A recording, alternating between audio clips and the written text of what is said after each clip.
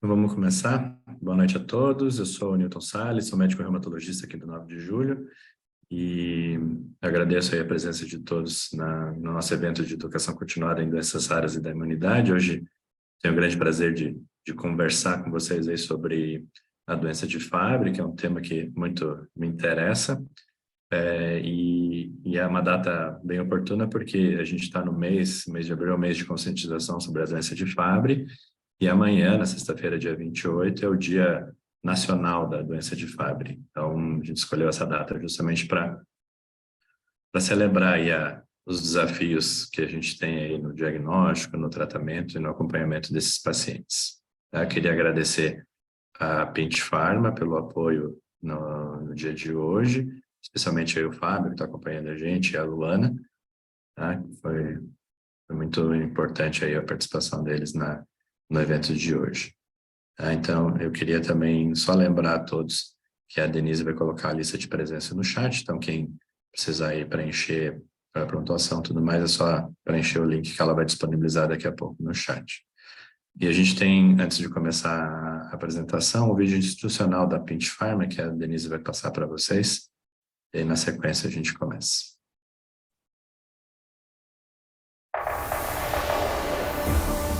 Desde nossa fundação em 1993, trabalhamos para transformar a vida de nossos pacientes por meio do acesso rápido a terapias inovadoras. Somos uma empresa global de biotecnologia, com sede na Europa e DNA latino-americano, e temos o objetivo de manter o paciente no centro de todas as nossas decisões. Através de nossos principais valores, firmamos o compromisso de manter a integridade, a ética, a transparência, a responsabilidade e, principalmente, o respeito com nossos pacientes e com a comunidade científica dos países onde atuamos. Em 2017, chegamos ao Brasil, tornando o país uma de nossas prioridades. E a cada ano ampliamos nossa atuação no mercado nacional, com novas soluções e tratamentos que mudam a vida das pessoas por meio das mais avançadas tecnologias no mercado da saúde. Nosso portfólio conta com terapias de ponta e alto valor agregado, com foco em oncologia, hematologia, doenças raras e outras condições graves e debilitantes de saúde. E para um alcance mais completo e eficaz, proporcionamos aos pacientes um programa de atenção à saúde que acompanha e oferece suporte educacional durante todo o tratamento. Porque para nós da Pint Pharma, o que importa é que as pessoas possam viver melhor. Conheça mais sobre a nossa trajetória, nossas soluções inovadoras e tudo o que queremos fazer juntos pela saúde no Brasil e no mundo. Pint Pharma, líderes onde os pacientes precisam que sejamos.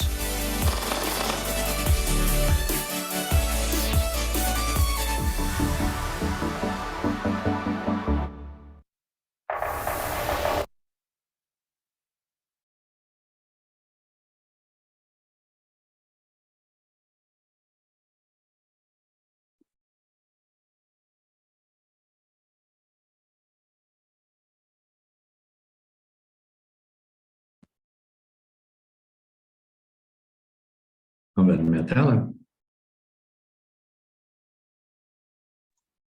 Sim, eu tô vendo a doença de Fabry com GDNA, isso mesmo, né? Pint Pharma aqui embaixo, Newton Salles mesmo.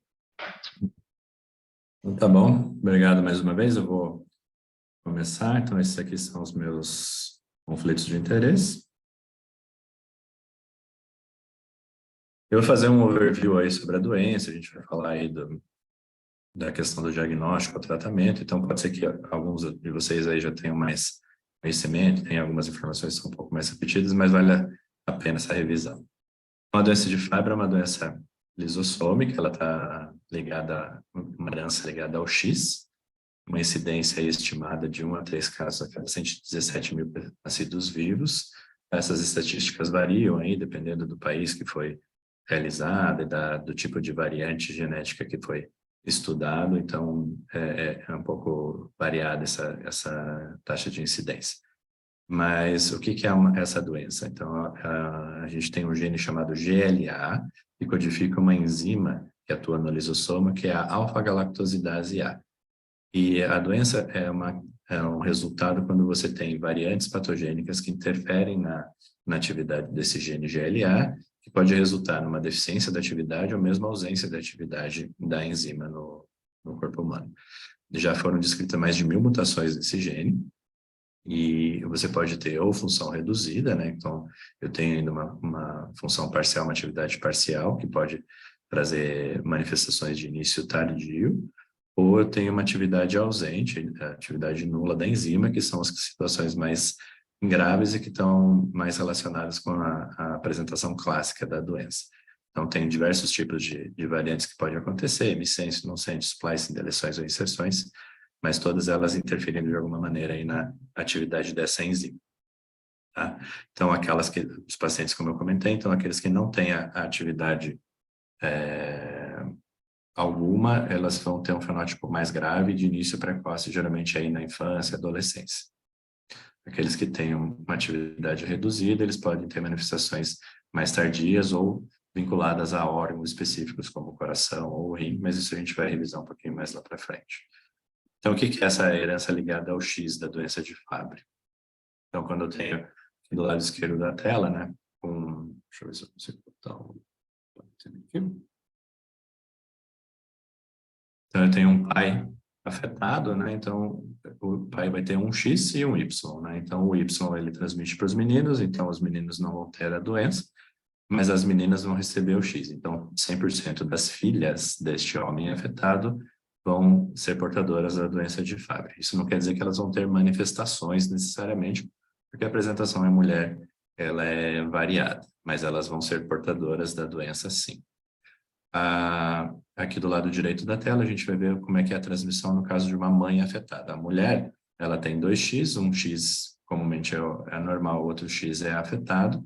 Então, é 50% de chance de transmissão, tanto para os meninos quanto para as meninas. Então, mas isso é variado, porque a gente vê que tem família que todos os filhos acabam sendo afetados e tem outras famílias que um filho é afetado e os outros não são afetados. Isso é bem variado na apresentação, na evolução da doença. E como que é a fisiopatologia da doença de Fabry? Então, a partir do momento que a gente tem aquela variante no gene GLA, eu tenho um prejuízo da função ou ausência de função da enzima, e essa enzima ela tem uma função de quebrar, de catabolizar os glicosfingolipídios, especialmente a globotriozilceramida, que a gente vai chamar de GL3 ou GB3, e a globotriozilesfingosina, que a gente vai chamar de LIS ou LIS ou GB3. Então, se eu não tenho condições de metabolizar esse substrato, né, esse substrato vai acumular no interior do lisossomo e depois isso aí vai gerar uma série de disfunções intracelulares, gera a questão de acometimento do tecido afetado e depois a disfunção do órgão. E os sintomas relacionados à doença advêm aí dessas disfunções teciduais e orgânicas. Então, como que é o funcionamento da codificação normal da enzima alfa-galactosidase A? Então, a gente recebe lá aquela informação, o RNA mensageiro faz uma cópia lá do DNA e ele vai chegar lá no retículo endoplasmático rugoso, onde tem os ribossomos, e vão fazer a codificação, a leitura daquela fita. E vai montar a proteína numa sequência determinada. E essa montagem da proteína ela é auxiliada por chaperonas e outras enzimas, proteínas que são fatores de dobramento.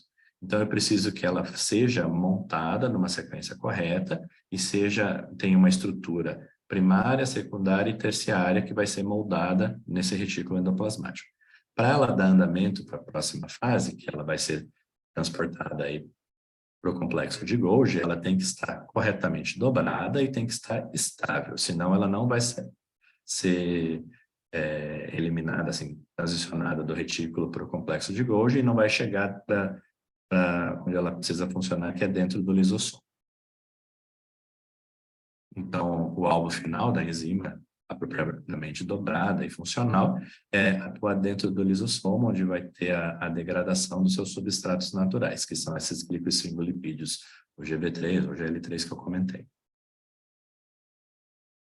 Quando a gente tem uma variante patogênica interferindo aí na função, a fita lá do RNA mensageiro, ela não vai ter uma leitura adequada ou ela não vai ser formada de qualquer maneira, no início. Então, o ribossomo não vai conseguir fazer a leitura correta e não vai ter condições de montar a proteína. Então, ou ele não monta a proteína, ou ela vai sair alterada, mal dobrada, e o retículo vai reconhecer essa alteração da proteína e não vai liberar ele para a próxima fase. Então, ela vai ser retida ali no retículo e degradada. Então, isso aí vai gerar o quê? Como a gente está vendo aqui no meio, nos lisossomos, o substrato começa a acumular dentro da célula, tá? E isso que vai gerar todas as consequências aí dos mecanismos intracelulares da doença. Quais são esses mecanismos aí fisiopatológicos que resultam do acúmulo do substrato? Então, a doença de Fabry, ela é uma vasculopatia também, então eu vou ter lesão de pequenos vasos, tem um componente inflamatório importante que pode gerar, em associação com essa vasculopatia, isquemia tecidual. Eu vou ter disfunção de células endoteliais, eu vou ter um prejuízo aqui do metabolismo energético, eu vou ter uma alteração da maturação do alfa-fagossomo, eu vou ter aumento aqui das espécies reativas de oxigênio, vou ter um estresse oxidativo aumentado na célula, e tudo contribuindo para a morte celular, e isso vai gerar uma fibrose tecidual, que ela é irreversível, uma cicatriz dentro daquele tecido, e com o acúmulo dessa fibrose, isso aí vai gerar um prejuízo da função do órgão e o órgão vai entrar em falência. Então, quais são os órgãos, quais são os alvos principais? A doença é a doença sistêmica, então essas alterações que eu comentei, elas podem ocorrer no corpo todo. Mas tem alguns órgãos, assim, que são mais específicos, assim, em termos de manifestações. Então, a gente tem aqui alterações oculares e auditivas. Então, uma das manifestações clássicas da doença é essa córnea verticillata, que a gente vai ver no slide aí para frente. Ele é um marcador da doença, um marcador de acúmulo, mas não reflete nenhuma alteração, assim, prejuízo visual. Tá? Mas é um marcador que também pode estar presente aí nos pacientes, até aí um quinto deles. Outro marcador importante que a gente vê é o angioqueratoma, então é uma lesão dermatológica, que acontece aí em 1/3 dos pacientes. Inclusive, foi a manifestação que foi mais assim, impactante na descrição inicial dos quadros, porque a doença foi descrita por 2 dermatologistas, né? O Anderson e o Fabry, mas a gente vê que não é uma coisa que está presente em todos os pacientes. O que é o impacto principal para a gente aqui no dia a dia, em termos de sintomas? Isso é o acometimento do sistema nervoso, tanto central quanto periférico. Então, os pacientes têm um risco aumentado de evolução com acidente vascular encefálico ou ataque isquêmico transitório. Eu tenho as crises de dor periféricas, as acroparestesias, que são crises de dor neuropática, especialmente aí mãos e pés, são bem debilitantes, evolução com dor neuropática crônica e essa alteração aí da função das glândulas sudoríparas, os pacientes suam menos que o normal.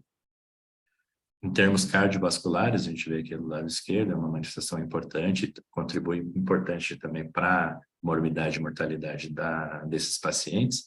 Os pacientes podem ter evolução com aumento da massa ali, com hipertrofia ventricular esquerda, evolução com insuficiência cardíaca, eventualmente até manifestações de infarto do miocárdio, ou manifestações arrítmicas, incluindo até morte súbita.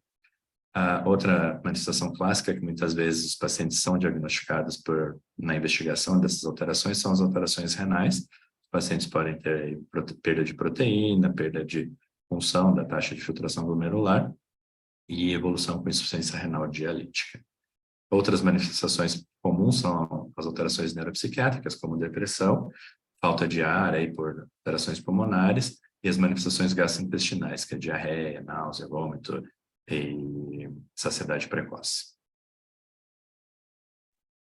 Então, aqui para ilustrar as 2 marcas bem importantes, mas que não são presentes em todos os pacientes, mas que é importante a gente reconhecer, porque podem ser as pistas para o diagnóstico.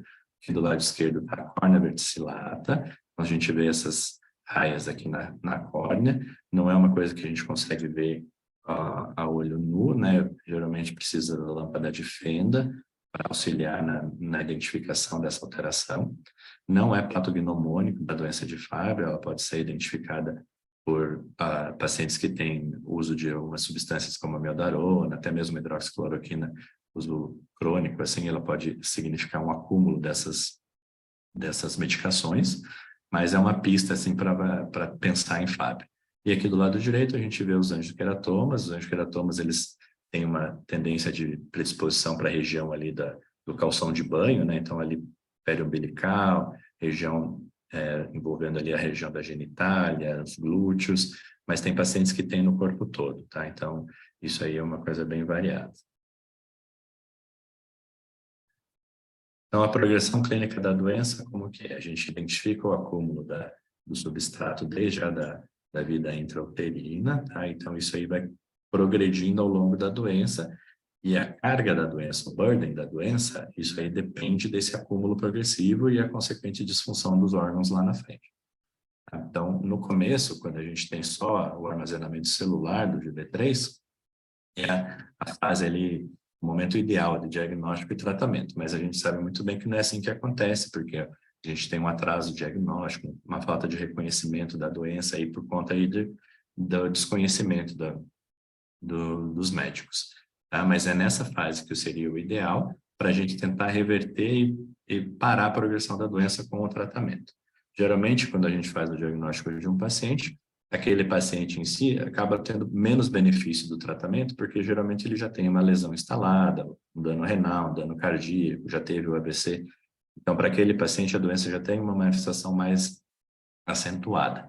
Mas é importante lembrar que quando a gente descobre o paciente, a gente vai fazer uma avaliação completa da família. Muitas vezes a gente vai achar pacientes que estão nessa fase aqui precoce, que eu posso mudar a evolução natural da doença. Então, mas digamos que eu não consegui identificar esses pacientes, qual que é a carga natural? Vou começar a acumular cada vez mais o substrato, ele vai trazer o prejuízo do tecido e, no final das contas, gerar a falência do órgão. Tá? Então, tudo isso daqui, a partir do momento que eu tenho a falência do órgão, eu tenho o maior risco da morbidade e mortalidade relacionada à doença. E a partir de que idade que a gente começa a identificar essas alterações? Porque como o burden, a carga da doença, depende do acúmulo progressivo, já começa desde a vida intrauterina, mas logo que a criança nasce, a criança não vai ter uma manifestação específica.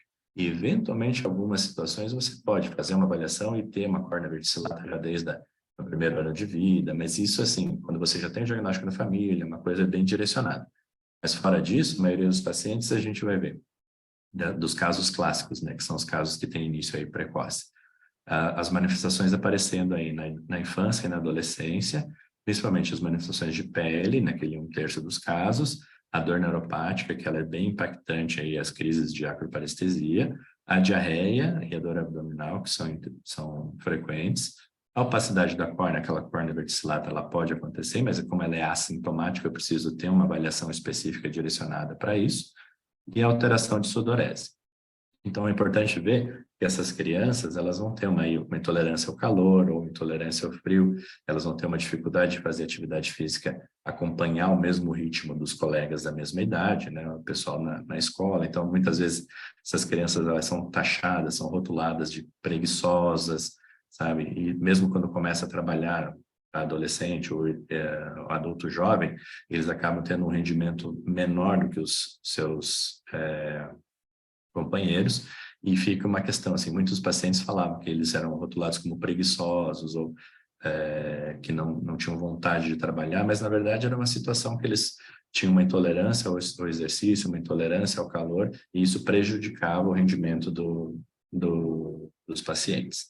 Lá a partir dos 20 anos, começa a ter uma manifestação vestibular, então tontura, pode ter zumbiro também, evolução eventualmente com perda auditiva mais para frente, começa a aparecer a perda de proteína na urina, que então a gente, se não fizer a avaliação direcionada, pode passar batido também. Eu posso ter já, no final aí dos 20 anos, começo dos 30 anos, as alterações de substância branca no sistema nervoso central, que não necessariamente vão ter um sintoma específico, e posso começar a notar o engrossamento do ventrículo esquerdo. Então, isso é um sinal que mesmo que o paciente não tenha nada, não tenha nenhum sintoma, eu preciso monitorar ele periodicamente para identificar isso aí, porque dependendo da situação, pode ser um critério para a iniciação de terapia.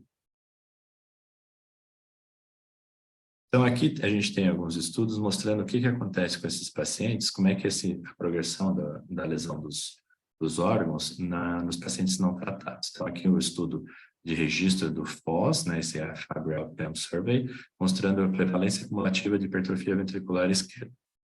Então, a gente vê aqui os homens em azul, as mulheres em verde, mostrando que no final aí da terceira década já começa a apontar aqui o engrossamento do ventrículo, e isso vai progredindo, ao passo que aqui com 60, 70 anos, aí pelo menos os 50% dos pacientes vão ter essa alteração, dos homens, e cerca aí de uns 30% das mulheres.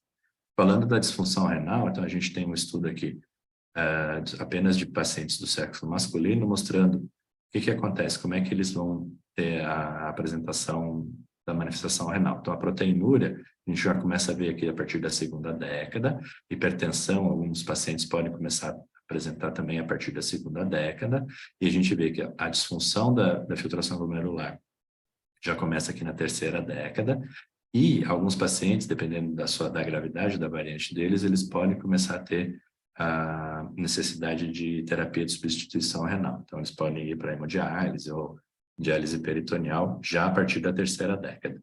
E isso, obviamente, vai aumentando com o tempo, a partir de... Veja aqui que os homens com doença clássica, ó, 100% aqui vão ter, a partir dos 50 anos, já a insuficiência renal instalada. E o terceiro gráfico aqui, o da direita, é a incidência cumulativa de acidente vascular encefálico, também vindo do registro do Fabry Registry. Então, mostrando aqui pacientes dos Estados Unidos, aqui um comparativo, né? Qual a frequência, a partir da idade, comparando com a faixa etária, de acidente vascular, tanto em homens quanto em mulheres. Então, vocês veem que já que a partir dos 25 anos, os homens já têm uma incidência aumentada, comparando com os adultos masculinos aí dos Estados Unidos, e isso vai aumentando também, aqui chegando a 50% lá a partir dos 75 anos. É um pouco menos frequente nas mulheres, mas não é negligenciável. E aqui esse estudo mostra como que era o desfecho desses pacientes. Então, os homens clássicos aqui, uns 95% dos pacientes acompanhados aqui era pacientes com doença clássica. Então, mostrando que os homens, veja que aqui, a partir dos 41 anos de idade, a metade dos pacientes já tiveram um desfecho de órgão, assim, importante, seja acometimento renal, seja cardíaco, seja um acidente vascular encefálico ou, eventualmente, o óbito. Tá? Para as mulheres, é um pouco mais tarde, aqui perto dos 53 anos, tá? Mas isso é bem precoce e isso vai impactar aí na produtividade, na funcionalidade, na qualidade de vida desses pacientes. Em termos de óbito, né, qual é a causa principal desses pacientes não tratados, né?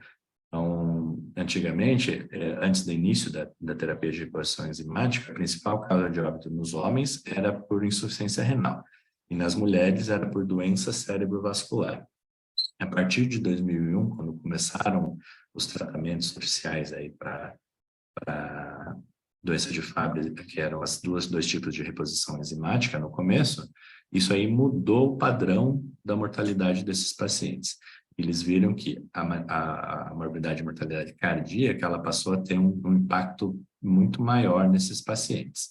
Então, vejo aqui que 38% aqui dos pacientes tiveram óbito por causas cardíacas específicas e 14% por causa multissistêmica, quando você tem a disfunção de múltiplos órgãos, especialmente coração e rim, nos mesmos pacientes. Vejam aqui que, por conta da melhora da terapia e das opções de tratamento para insuficiência renal, a causa por insuficiência renal pura também diminuiu. E provavelmente, se fizer isso agora, que são 20 anos depois do início da terapia de reposição enzimática, essa porcentagem deve estar um pouco diferente também. Então, a apresentação clássica são aqueles pacientes, geralmente aqui, o homem que não tem enzima nenhuma, né? Então, são os pacientes que vão ter a situação mais grave. Então, eles geralmente costumam ter o angioqueratoma, eles vão ter a dor neuropática periférica, a anidrose ou hipoidrose, vão ter a alteração corneana típica, que é a córnea verticilar. E eles podem ter acometimento cardíaco, cerebrovascular e renal. As variantes de início tardio, eles vão ter a apresentação que a gente chama não clássica, né? Então, nos homens eu posso ter uma que é o predomínio renal, que nesse paciente vai ser uma disfunção renal mais importante, mas eu posso ter uma hipertrofia ventricular também nesse paciente, mas geralmente não é o que domina o quadro, e eles costumam não ter outras manifestações, e quando tem é pouca queixa de dor neuropática ou de alteração de suor. Na variante cardíaca, eu vou ter, então, o predomínio, a principal manifestação, alteração cardíaca, mas, eventualmente, eu posso ter proteinúria, mas poucos desses pacientes vão ter prejuízo de função renal aí lá na frente. E as mulheres, elas são de uma apresentação variável, porque como elas têm 2X, vai depender da inativação do X. Se ela inativar o X bom naquela célula, o X ruim domina, então aquela célula vai ser disfuncional. Se ela inativar o X ruim, o X bom domina e aquela célula vai ser normal. E isso vai ser variado ao longo do corpo e dentro do mesmo órgão, assim, pode ter uma alteração também variável. Então, a mulher, ela pode ser completamente assintomática, e a gente faz um acompanhamento, mas ela não vai ter nunca um desenvolvimento de manifestação específica, ou ela pode ser tão sintomática quanto o homem clássico. Tá? Então, isso é bem importante. Ou, muitas vezes, que é um detalhe, ela pode ter uma manifestação predominando num órgão, mesmo que seja uma variante clássica na família, tem mulheres que vão ter só manifestação cardíaca. Então, eu tenho que prestar atenção, e mesmo que ela não tenha sintoma nenhum, eu preciso fazer o monitoramento, a reavaliação periódica desses pacientes, para não deixar passar isso aí batido. O gerenciamento da doença, ele é multidisciplinar, eu sempre incluo, esse slide eu nunca tenho o reumatologista, mas eu sempre boto o reumatologista, porque, assim, a gente viu, tem o neurologista que vai acompanhar a dor, o acidente vascular encefálico, o nefrologista para cuidar das alterações renais, o cardiologista para as alterações cardíacas, o geneticista para também ajudar no diagnóstico, no aconselhamento genético, na investigação no resto da família, direcionar isso daí, o acompanhamento do psicólogo, da enfermeira e do pessoal da reabilitação, fisioterapia, terapia ocupacional é muito importante, porque é uma doença que gera uma carga psicológica importante. A enfermeira participa muito, alguns pacientes que fazem a reposição enzimática, elas precisam desse acompanhamento periódico, e esses pacientes têm mais fadiga, mais cansaço, mais intolerância ao exercício, então precisa ter um condicionamento físico mais adequado. O pediatra é importante o conhecimento, porque muitas crianças têm essa manifestação e passa batido, passa como, por exemplo, dor de crescimento ou diarreia funcional. Isso aí a gente tem que trazer essa atenção aí para o pediatra para fazer o diagnóstico. E o reumatologista, qual que é a importância? É que a maioria dos erros diagnósticos desses pacientes é com doenças reumatológicas, tá? Então, muitos desses pacientes, eles foram diagnosticados com outras doenças, até eles saberem que tinham Fabry, como artrite reumatoide, como lúpus, como fibromialgia, tá? Então, até esclerose sistêmica, eu já vi, como eu comentei, nas crianças, dor de crescimento, que acaba sendo uma dor quando você não explica muito bem a causa, ou os exames são todos normais, você acaba rotulando de dor de crescimento sem prosseguir na investigação, tá? Então, isso aí passa muitas vezes na mão do reumatologista, e o reumatologista precisa ter essa atenção para fazer o diagnóstico. Como que a gente vai fazer esse diagnóstico? Só reforçando aqui que a idade média de diagnóstico dos pacientes brasileiros, os homens lá perto dos 32 anos, as mulheres com 27 anos. Então, isso aí, os estudos mostram um atraso de 20 anos a partir do início dos sintomas nos homens e 14 anos nas mulheres.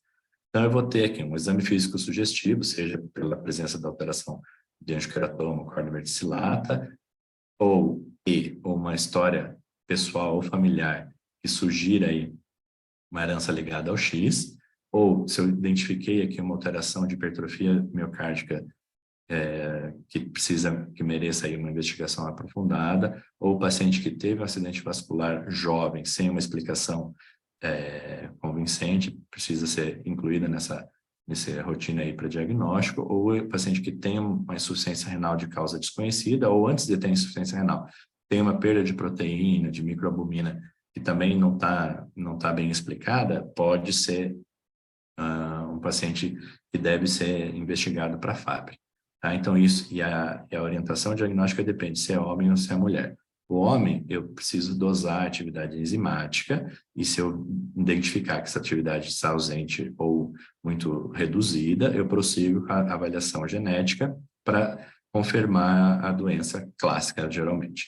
Se a atividade ela não é diagnóstica, mas a suspeita é alta, eu posso progredir aqui para avaliação genética, tá? Ou, eventualmente, me ajudar aqui a avaliação do substrato, que é o lyso-Gb3.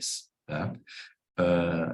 Nas mulheres, como elas têm um X que é funcional, eu posso ter atividade enzimática dentro da normalidade, e isso não vai excluir o diagnóstico de Fabry. Então, eu tenho que prosseguir diretamente para a avaliação genética, procurando identificar essa variante patogênica. Alguns lugares já fazem a pesquisa da variante primeiro, e depois fazem a confirmação avaliando a enzima ou avaliando o substrato, tá? Porque isso aqui pode mudar um pouco. Como a enzima é muito lábil, depende do jeito que você colheu, então pode dar muito falso positivo e falso negativo, e às vezes você deixa de progredir na avaliação completa desse paciente por conta de um resultado que sofreu alguma interferência. Então, já tem alguns lugares que estão fazendo a avaliação genética primeiro e depois a confirmação com os outros meios. Se eu identificar uma mutação que é conhecida, uma variante que é conhecida, eu fecho o diagnóstico, eu confirmo o diagnóstico de Fabry. Se eu identificar uma variante de significado incerto, eu tenho que procurar na literatura os outros casos reportados. Eu tenho que ter um cuidado especial aí com literatura mais antiga, que muitas vezes variantes que hoje a gente sabe que são reconhecidamente benignas, anteriormente elas tinham uma atribuição de patogenicidade, então eu tenho que cuidar com essa questão da literatura, consultar as pessoas que estão mais habituadas a tratar desses pacientes, ou eventualmente fazer uma biópsia de órgão-alvo, especialmente quando tem acometimento renal, o rim acaba sendo o melhor alvo, tá? A biópsia de pele ela pode ser inespecífica, a biópsia endomiocárdica ela é mais difícil de ser executada, porque não são todos os lugares que tem um risco pouco maior aí do que a biópsia renal. Então, isso tem que ser bem pensado aí se for progredir com essa biópsia endomiocárdica. Então, a partir do momento que eu fiz o diagnóstico, eu tenho que tratar esse paciente. Então, eu tenho que focar, lembrar das questões lá da qualidade de vida, de dor, de perda de função. Então, eu tenho que tratar as queixas, né, especialmente a dor, que ela é bem limitante para muitos desses pacientes. Eu tenho que pensar aí nas manifestações dos órgãos-alvo e tentar prevenir a evolução das manifestações ou atrasar o aparecimento dessas manifestações, tá? Tentar trazer a expectativa de vida para dentro da normalidade para onde esses pacientes vêm, tá? Então, lembrar que os homens só têm um X, então a manifestação clássica ela sempre é muito mais grave do que as mulheres, tá? E então, os homens, a gente vai ver que quando eu tenho um diagnóstico de doença clássica, automaticamente, mesmo que ele seja assintomático, eu já tenho indicação de tratar. As mulheres, vai depender do tipo de manifestação, mas a gente vai discutir isso daqui a pouco.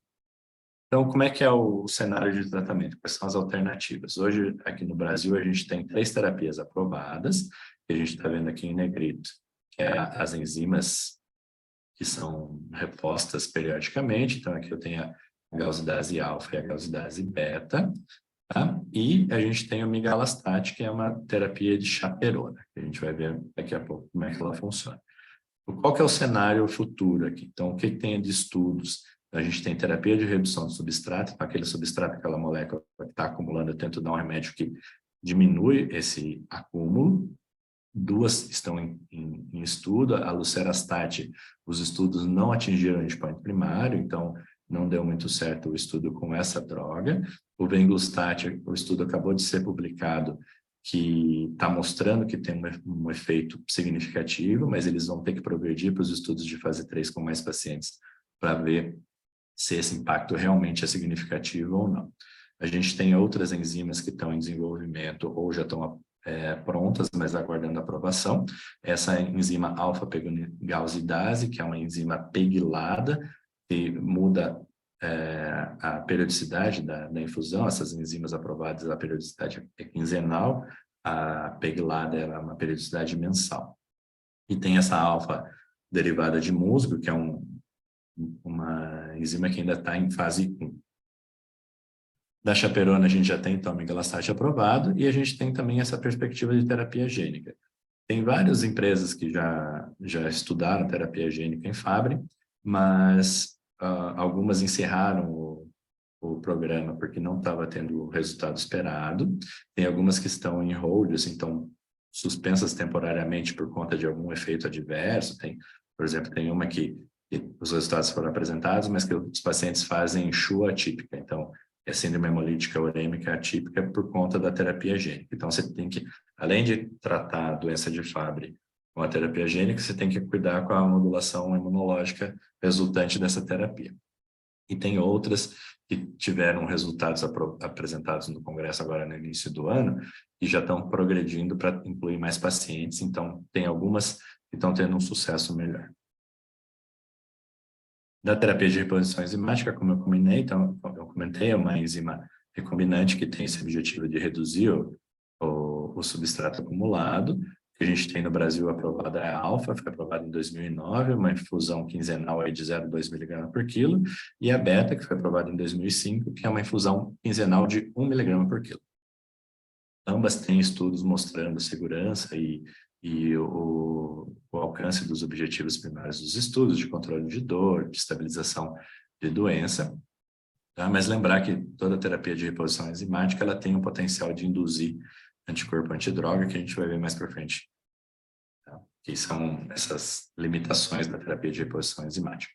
Tá? Então, a questão da biodistribuição, porque a gente vê que ela não atinge igualmente todos os órgãos, ela não consegue atravessar a barreira hematoencefálica. Tá? Como eu comentei, tem essa possibilidade de desenvolvimento de anticorpo antidroga, que pode, eventualmente, atrapalhar a eficácia da medicação no longo prazo. Tem o peso aí de ser uma terapia endovenosa para o resto da vida, então o paciente tem que ter esse comprometimento e essa disponibilidade de tomar a medicação, a maioria das vezes é num centro de infusão, então ele tem que se deslocar até o centro de infusão para receber essa aplicação a cada 2 semanas. E tem a questão do custo também, que não é negligível.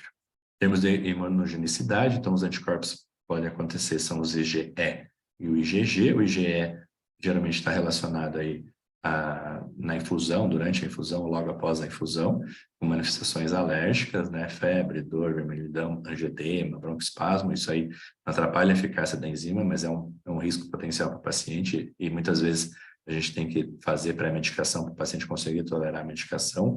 E existem situações que precisaram ser feitas até dessensibilização para o paciente conseguir receber a terapia. E a IgG, que são aqueles que vão aumentando gradativamente, não é imediato após a infusão, mas no longo prazo eles podem neutralizar o efeito da enzima e perder a eficácia da medicação no longo prazo.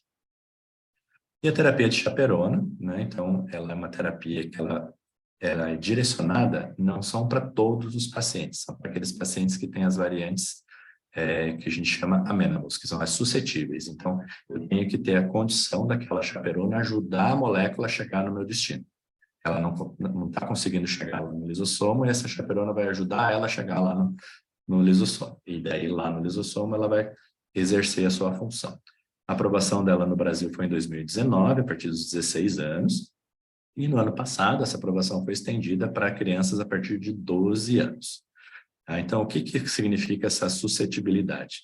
Então, é feito um teste in vitro com a medicação, eles fazem uma modulação da enzima baseada na mutação que está descrita, então eles fazem a mudança lá e tem que ver um aumento da atividade enzimática acima de 1,2 do valor basal, tá? E um aumento absoluto de mais de 3% da atividade enzimática.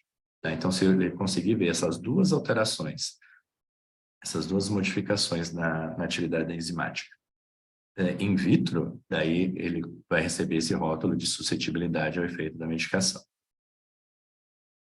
Então, a estimativa é que de 35% a 50% dos pacientes com Fabry tenham variantes suscetíveis a essa terapia com chaperona migalastat.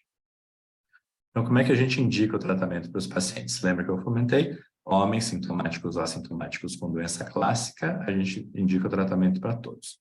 Mulheres sintomáticas com doença clássica, a gente vai avaliar a questão do órgão-alvo, mas em presença de sintomas eu não vou ter dúvida de iniciar o tratamento. Nas mulheres assintomáticas, eu tenho que fazer o rastreio. Eu chamo como se fosse estadiamento de neoplasia, a gente faz o estadiamento do Fabry. Então, o paciente não sente nada, mas eu vou rastrear. Porque se eu identificar uma alteração que seja atribuível à manifestação da doença de Fabry, eu tenho que ter esse discernimento também para não achar que tudo é do Fabry. Eu tenho que ter certeza que aquela manifestação que eu achei é relacionada à doença de Fabry. Daí eu posso indicar ou um aprofundamento da investigação ou o tratamento baseado no que você encontrou. Aqueles de início tardio, para homens e mulheres, então eu tenho que ver a evidência laboratorial, histológica ou a imagem sugerindo o acometimento do órgão-alvo e, se possível, que tenha a demonstração do acúmulo do substrato, do GB3 ou lásio GB3, seja histológico ou seja no sangue. Aqui uma tabela fazendo a comparação aqui das 3 terapias que a gente tem no Brasil, aqui a alfa, a beta e o migalastat. Então, essas duas da esquerda são as terapias de reposição enzimática, que são terapias endovenosas quinzenais. E o migalastat é uma terapia por via oral e não é utilizada todo dia, ela tem que ser utilizada dia sim, dia não. Mas as enzimas, elas são indicadas para qualquer paciente com qualquer tipo de variante patológica. O migalastat eu tenho que ter uma indicação para variantes que sejam suscetíveis ao efeito da droga. A gente tem aqui estabilização da função renal para todas as terapias, mas vejo que a estabilização aqui do índice de massa de ventrículo esquerdo indexado aqui é mais pronunciado com o uso do migalastat. A gente vai ver os desfechos daqui a pouco. Então, a chaperona, ela vai ajudar, como eu falei, aquela enzima que foi formada, mas ela está irregular, está mal dobrada, a chegar no destino final. Então, eu consigo melhorar aí as deficiências causadas por estabilidade reduzida, dobradura imprópria, o tráfego intracelular comprometido ou perda de função. Eu tenho uma tabelinha que eu posso consultar se eu não souber aquela variante, se ela é suscetível ou não. Eu tenho uma tabelinha que eu posso consultar nesse site que eu estou disponibilizando aqui em cima. Tá? Se a sua variante ela não constar do site, você pode submeter para o pessoal do laboratório, ele faz a avaliação, monta a avaliação in vitro e ele vai determinar se é ou não é suscetível e depois ele atualiza essa lista no site. Essa lista também ela pode ser encontrada na bula da medicação, mas a mais atualizada é a que está no site. Né? E em termos assim, dos estudos, mais da metade daqueles pacientes que participaram dos estudos aí de fase 2 e fase 3, eles tinham manifestação de doença clássica, que é aquela manifestação da doença mais grave. Né? Então, eu vou comentar rapidinho aqui o que os estudos mostraram em termos de efeito da medicação na redução da diarreia, estabilização da função renal, redução da massa ventricular esquerda e os índices compostos.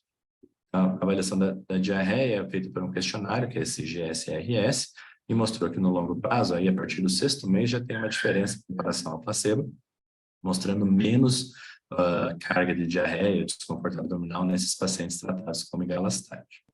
Na questão da avaliação renal, o estudo aqui mostrou que biópsias renais 1 ano após o início do tratamento com migalastat mostraram redução daquele acúmulo do substrato histológico nos podócitos, no endotélio, no mesângio. Tá? Nenhuma das células, apesar de não ser 100% de redução, mas não teve aumento em algumas delas. Mas, no geral, o podócito aqui, ele teve uma redução do volume da célula por conta dessa redução das inclusões, e isso é bem significativo para ser visto na histologia. Em termos da massa ventricular esquerda indexada, então a gente vê aqui, ó, no primeiro ano, a gente acaba não tendo grande diferença em relação ao baseline nesses pacientes, mas já no 2º ano de tratamento, essa massa reduz e reduz progressivamente aqui até o 4º ano de acompanhamento nesses pacientes. Em termos de efeitos adversos, o mais comum é a cefaleia, 10% dos pacientes, mas tem a descrição na bula de diversos outros eventos que a gente precisa de ciência. E qual que é o papel do migalastat nessa terapia aqui de doença de Fabry? Então, é um regime oral para contrapor aí a terapia endovenosa, que tem toda a questão do acesso ao centro de infusão, de ter a disponibilidade da veia, que muitas vezes os pacientes às vezes têm dificuldade de acesso. A questão de não ser imunológico, então você não vai ter uma perda de função do tratamento no longo prazo. A molécula é pequena, tem uma boa distribuição pelo organismo e você espera que ela atravesse a barreira hematoencefálica e possa contribuir para para uma melhora das manifestações que estejam relacionadas ali no sistema nervoso, tá? Tem os estudos mostrando que, em comparação com a terapia de reposição enzimática, a redução da massa ventricular esquerda ela é maior, com migalastat. Eu posso trazer a intervenção precoce de uma maneira mais fácil por conta da aceitação do comprimido, mas tem que lembrar que isso não é para todos os pacientes. Tá? Eu consigo manter a enzima num nível sustentado, mais estável em comparação à terapia de reposição enzimática, que ela é em picos, né? E eu tenho a opção de indicar para clássicas e não clássicas, desde que sejam suscetíveis. Então, apenas para trazer aqui a da medicação, lembrando que é dia sim, dia não. E eu vou ficar agora disponível para as perguntas e dúvidas. Eu agradeço a atenção. Deixa eu parar aqui de compartilhar.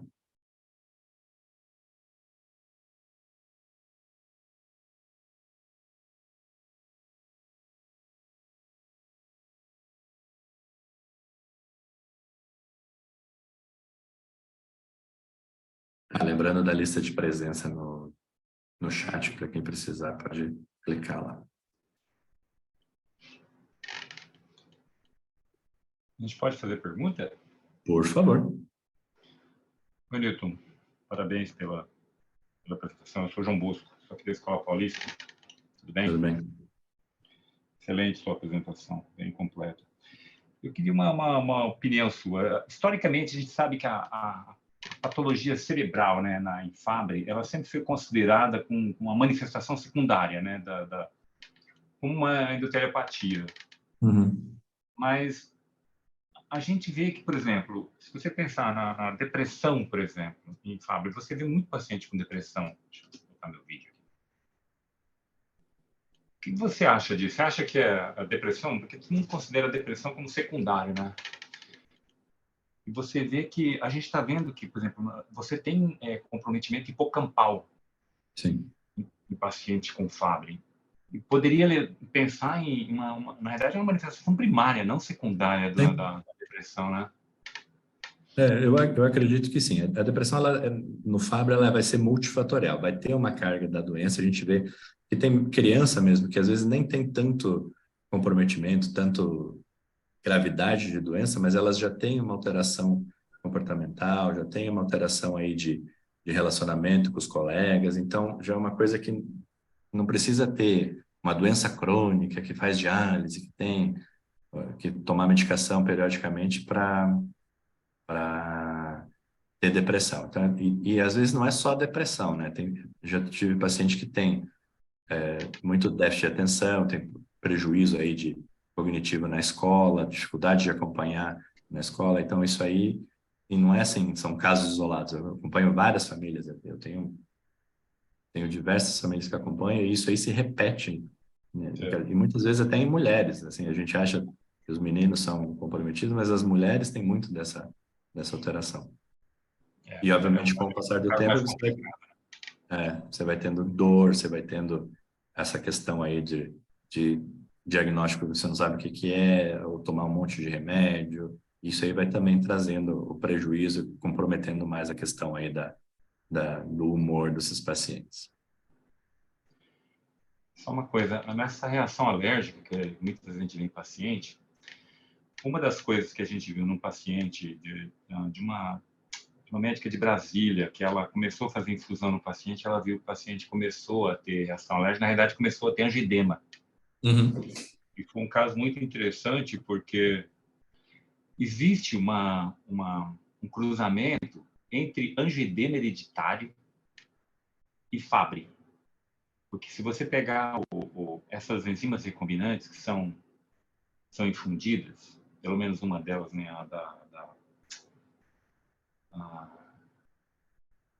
a alfa, ela inibe a enzima, ela tem a capacidade de inibir a enzima conversora. Olha que coisa interessante. E muitas vezes a reação alérgica que o paciente está tendo, essa vermelhidão, esse processo inflamatório que o paciente tem, às vezes até queda de pressão, é por conta da inibição da enzima conversora. E aí você tem uma potenciação de bradicitinina, aí se o paciente é sensível, se ele tem, por exemplo, uma mutação em fator 12, que o torna sensível à inibição da enzima conversora. Aí ele tem essa reação. Olha que coisa impressionante. E outra coisa que é importante nesses pacientes, que a gente, identificando a proteinúria e tudo mais, a gente acaba optando por dar um inibidor da enzima de conversão, ou um bloqueador do receptor de angiotensina, que também pode atrapalhar a situação. Então, tem pacientes que a gente... Bloqueador os bloqueadores de receptor de angiotensina, né? Exatamente. Mas eu já tive paciente usando bloqueador de ECA que usou anos, de repente começou a fazer angioedema. E não fez o angioedema logo no começo, fez o angioedema depois de anos. Depois que você para pensar, puxa, é o remédio, daí tira, melhor. Mas você sabe que um desses pacientes, a gente confiou que era o inibidor de enzima conversora. Aí tirou o inibidor de enzima conversora, colocou losartana. Você acredita que o paciente também era sensível à losartana? Acredito. Você tem, na verdade, a frequência de pacientes sensíveis a inibidores de conversor é muito baixa, é tipo 0,4,5% na população.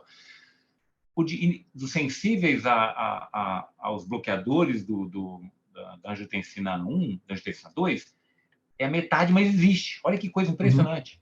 Então, na verdade, você às vezes tem que optar por outras drogas, como o bloqueador de canal de cálcio, por exemplo, para você tentar controlar a hipertensão no paciente, porque o paciente é sensível a todas essas drogas. É uma coisa impressionante. E tem coisas que eu acho que acontecem mais comumente, assim.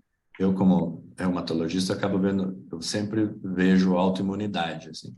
E esses pacientes, eles têm fenômenos autoimunes, eles têm mais PAN positivo, assim, que não quer dizer necessariamente que é a doença, assim, mas é o fenômeno autoimune acontecendo, porque as células estão entrando em apoptose, estão liberando os antígenos intracelulares e o corpo está reagindo.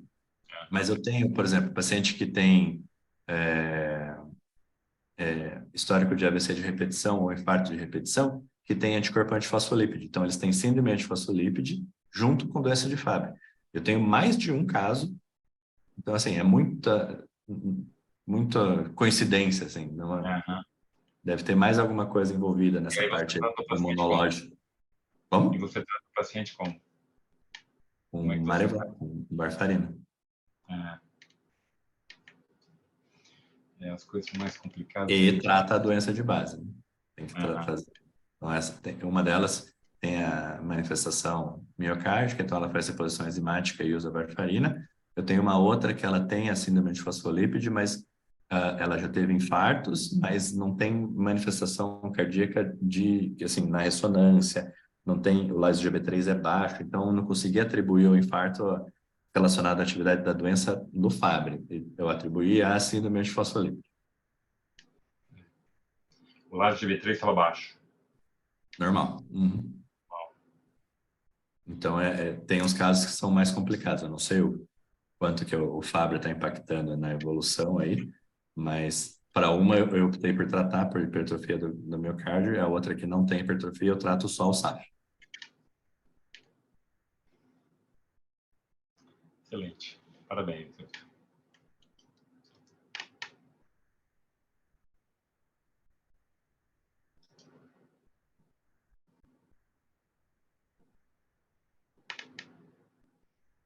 Beleza. Se ninguém tiver mais pergunta, eu queria agradecer aí a oportunidade, a atenção de vocês. Obrigado aí a Pint Pharma, obrigado Fábio, Luana, pelo apoio. Então, quer falar alguma coisa, Fábio? Eu queria agradecer primeiramente a presença de todos, né?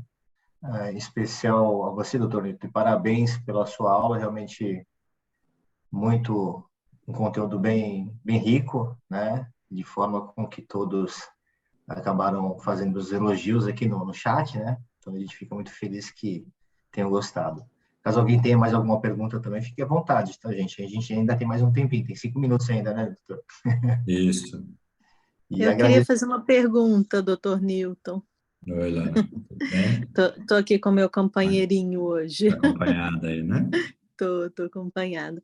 Doutor Newton, eu tenho visto que tem saído em alguns artigos falando sempre uma discussão do lyso-Gb3, né, do liso-Gb3, que é uma conformidade que, para diagnóstico, a gente tem realmente uma forte sensibilidade aí, mas que para acompanhamento existem linhas de pesquisa que falam que ele seria um marcador ideal para acompanhamento e outras não seriam melhor para acompanhamento de tratamento.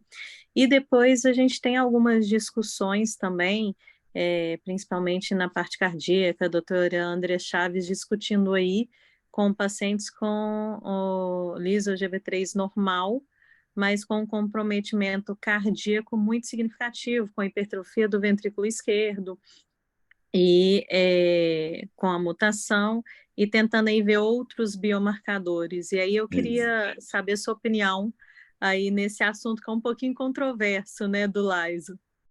No começo eu fazia lyso-Gb3 periódico para os pacientes, assim, fazendo terapia de reposição enzimática. E eu tentava sempre colher antes da próxima infusão, porque eu fazia a infusão no centro, daí eu colhia no mesmo dia antes de fazer a infusão. Só que o problema é assim, é um exame que era papel de filtro, tem toda a questão da secagem, ia para o exterior, ia para a Alemanha fazer, então tinha toda a questão do transporte, chegar lá, estabilidade, então não sei o quanto que variava. Então eu tinha paciente que o lyso-Gb3 aumentava, ele estava tratando e o lyso-Gb3 subindo. E ninguém conseguia me explicar por quê. E outros pacientes com o lyso-Gb3 claramente descendo e outros que o lyso-Gb3 subia, descia, subia, descia, subia e descia. Tá? Então, o que me importava não era tanto o lyso-Gb3, porque eu não sei, como a gente não tem um lugar aqui, tem o centro lá do Dr. Giuliani, que faz o lyso, mas é pesquisa, tem toda a questão aí também do envio, né? Uma coisa que eu tenho disponível aqui em São Paulo para fazer rapidinho. Tem o DLE faz, mas não é aberto, é só via programa da indústria, então eu não consigo pedir para qualquer paciente, eu tenho que pedir vinculado à indústria. Então, tem essas questões assim que interferem na interpretação do exame. Tá? E daí, hoje em dia, eu acabo usando mais o lyso-Gb3 como confirmatório diagnóstico, né? Ou na expectativa de indicar o tratamento, especialmente nas crianças, mas o acompanhamento eu acabo não usando. Quem sabe quando tiver uma coisa amplamente disponível, assim, que eu possa pedir sem ter tanta restrição e quantos exames eu posso pedir por ano, entendeu? Daí, quem sabe eu consiga usar e daí eu consiga te dar uma resposta melhor do efeito. Mas daí, assim, eu acho que vai depender muito do protocolo, que tem que colher antes da próxima aplicação. Se você colhe depois, no meio uma semana depois, o valor vai ser diferente, porque já está a medicação atuando. Então, tudo isso aí eu acho que interfere na interpretação do exame. Então, eu tenho que ter certeza quando foi o momento da coleta, entendeu? Para poder interpretar melhor esse resultado desse laboratório. Ô, Nilson, vamos pedir, desculpa só, Luana, deixa eu só comentar isso. Não tem isso. problema, doutor João.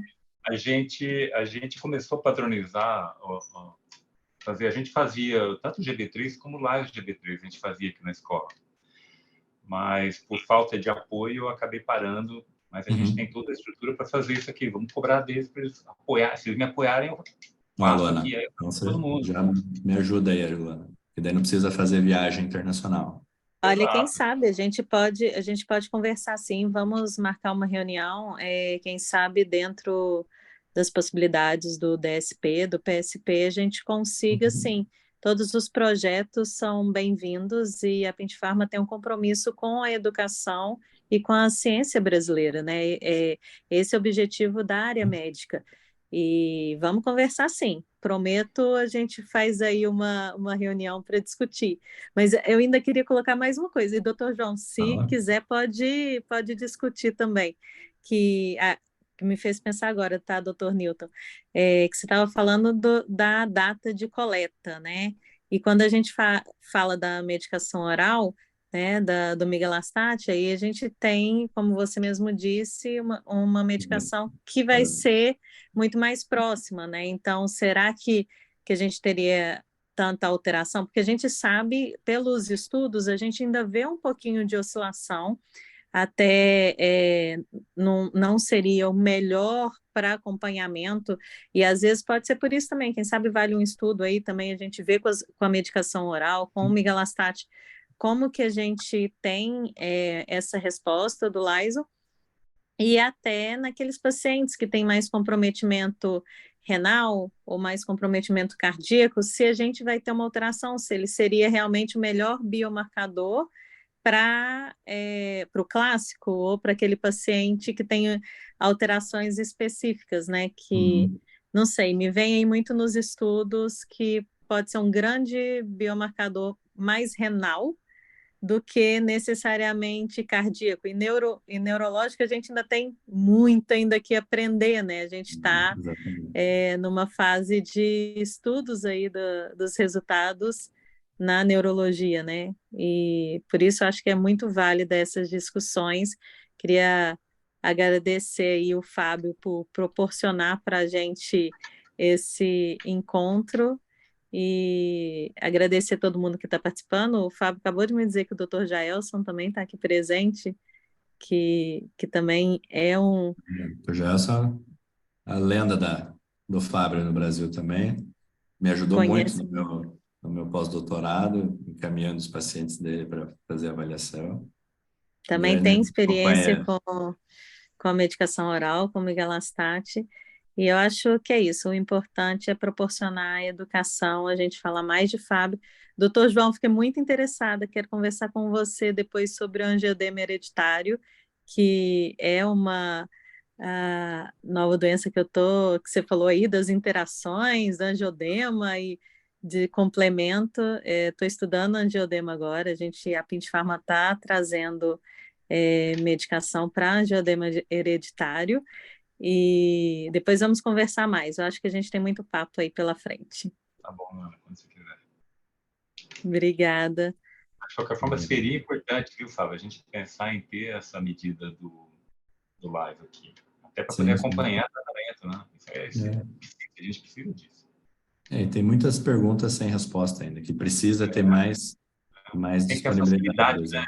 Tem que ter facilidade para você fazer essas dosagens. Exatamente. Pode ficar esperando ou enfrentar essas dificuldades todas. Exatamente. Desanimando, né? Não acompanha o paciente direito. E você acaba colhendo o dia que ele vem, não colhe no dia certo, você não tem aquela... Você colhe do jeito que dá, daí você dificulta a interpretação.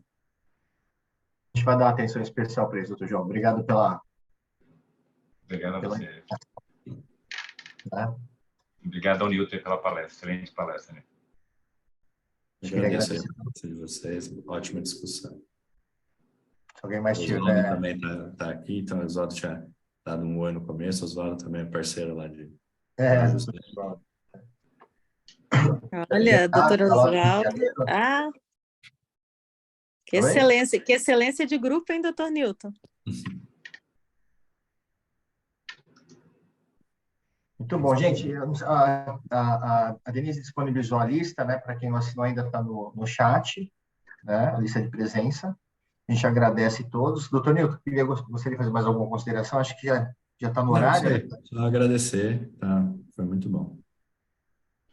A gente que agradece, né, Lu?